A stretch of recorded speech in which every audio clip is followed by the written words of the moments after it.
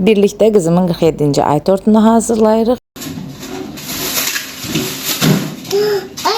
Düştü içine. 7 adet yumurtanı mikserdə qarışdırdıq. Üzərinə 1 stakan yarım şəkər tozu, 1 stakan yarım un və 1 paket vanil əlavə edib keks xəmirimizi hazırladıq. Daha sonra xəmiri 2 hissəyə bölürük və fərqli qida boyaları ilə boyayırıq. Yarısı tökürük bunun içine. Ya. 2 dənə rəng düzəldirik xəmirim ona görə.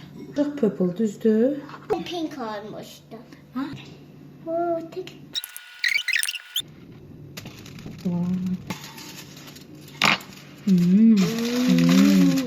İndi bunu qoyaq pişməyə. Okay. Süt, süt, süt, süt, süt, süt, süt.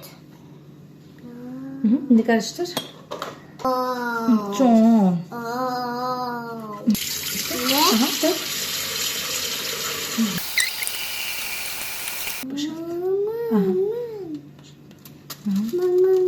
Belə də tut.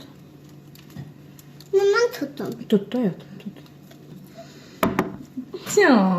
Toplam 6 rəngdə keksimiz var. Yəni 21 ədəd yumurta, 3 stakan un və 3 stakan şəkər tozundan 6 fərqli keks hazırlamışıq və hamısını soyutmuşuq. Burada şərbətimizi hazırlayırıq. Bu biraz sürprizdir. Bunun içərisində 150 ml süt, 50 mg qaymaq və 1 paket vanil var. Bununla birlikdə yumuşaldırıq qəşəng kekslərimizi.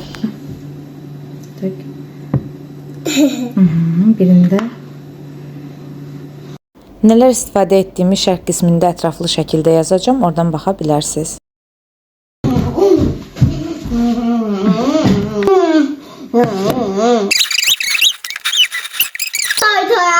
Olar. Bak beya. Olar, sən istəsən Bak olar. beya. Olar. Yok. Sən istəsən əgər olar.